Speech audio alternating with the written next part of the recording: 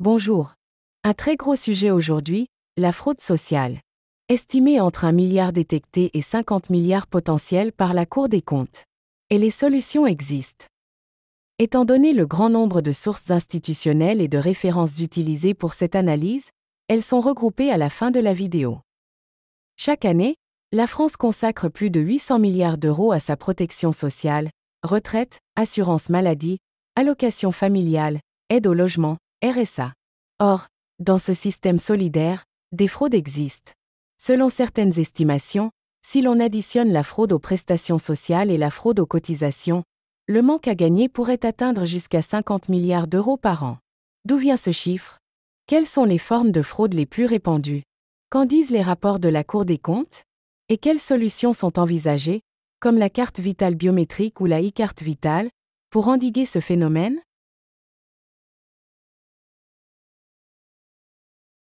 La fraude aux prestations sociales détectée est de 1 à 2 milliards d'euros par an, CAF, CPAM, CNAV, Pôle emploi.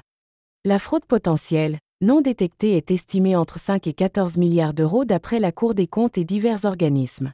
La fraude aux cotisations, travail dissimulé, sous-déclaration, varie de 5 à 25 milliards d'euros par an. En totalisant les montants maximaux des estimations hautes, fraude aux prestations plus fraude aux cotisations, certains aboutissent à 40 à 50 milliards d'euros. À noter que la Cour des comptes ne publie pas un chiffre officiel unique de 50 milliards, mais souligne clairement que les pertes peuvent être bien supérieures au montant officiellement détecté. Un rapport de septembre 2020 constate d'une sous-évaluation globale de la fraude, notamment aux prestations CAF, RSA, APL, allocation familiale. Fraude détectée annuellement, 300 à 350 millions d'euros au niveau de la CAF. La Cour estime que la réalité est bien plus élevée, plusieurs milliards. Le rapport de mai 2023 cite la nécessité d'un changement d'échelle pour éviter la perte de milliards d'euros chaque année. Le rapport pointe des faiblesses du recoupement de données, de la dématérialisation qui facilite certains abus, et d'une coordination encore insuffisante entre organismes, CAF, CPAM, CNAV, Pôle emploi. Voici les types de fraudes les plus courants. Les fausses déclarations de revenus ou situation familiale. L'usurpation d'identité pour l'utilisation d'une carte vitale d'autrui, retraite versée à un défunt, entre autres.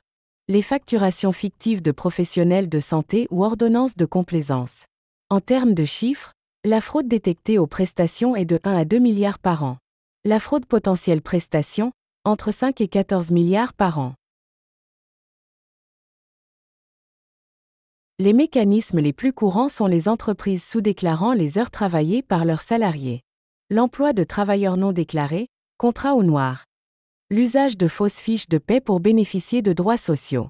Selon l'Agence centrale des organismes de sécurité sociale et la Cour des comptes, la fraude aux cotisations peut représenter plusieurs milliards d'euros, certains rapports la situant entre 5 et 25 milliards par an. L'impact est un manque à gagner pour la sécurité sociale et pour l'État via la fiscalité. Des estimations globales qui, additionnées à la fraude aux prestations, peuvent approcher les 50 milliards.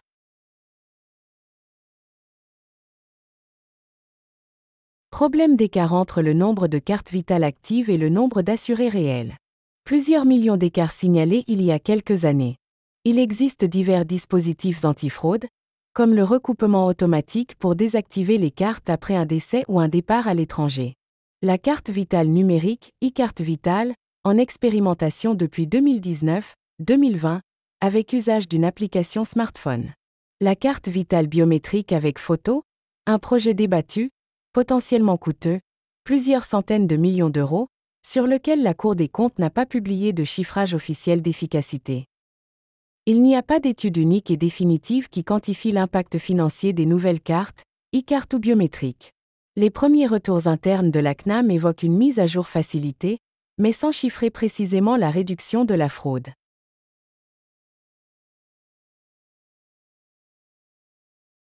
Le scandale des retraites versées à des personnes décédées. Le mécanisme est l'usurpation d'identité pour utiliser les coordonnées d'un défunt afin de continuer à percevoir sa retraite. Des réseaux organisés rédigent de fausses déclarations de décès à l'étranger et des documents d'état civil falsifiés. La Cour des comptes parle de dizaines, voire de centaines de millions d'euros potentiellement détournés chaque année. Difficile à quantifier précisément. La CNAF croise de plus en plus ses fichiers avec ceux de l'état civil et multiplie les contrôles.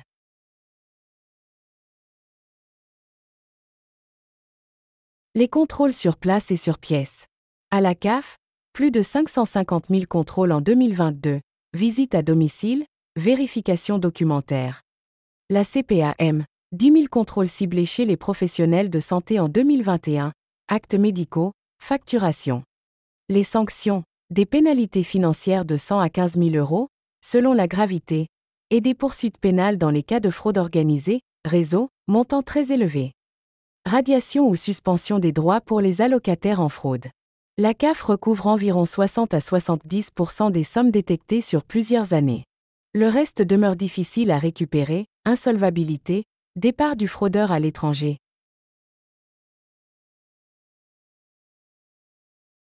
La carte vitale biométrique, ses avantages annoncés sont la limitation de l'usurpation d'identité et la réduction des cartes surnuméraires. Les inconvénients sont le coût élevé, plusieurs centaines de millions d'euros, et les restrictions de la CNIL via les données biométriques, et l'incertitude sur le gain réel. L'e-carte vitale est en cours de test dans plusieurs départements. Son usage est sur smartphone donc pas disponible pour toutes les générations. Il n'y a pas encore de rapport officiel quantifiant la fraude évitée. Le recoupement de données, fichier fiscal, état civil, base CNAM, CNAV. La Cour des comptes réclame plus d'interconnexion et de moyens technologiques, big data, IA, et la nécessité de trouver un équilibre avec la vie privée et la confidentialité médicale.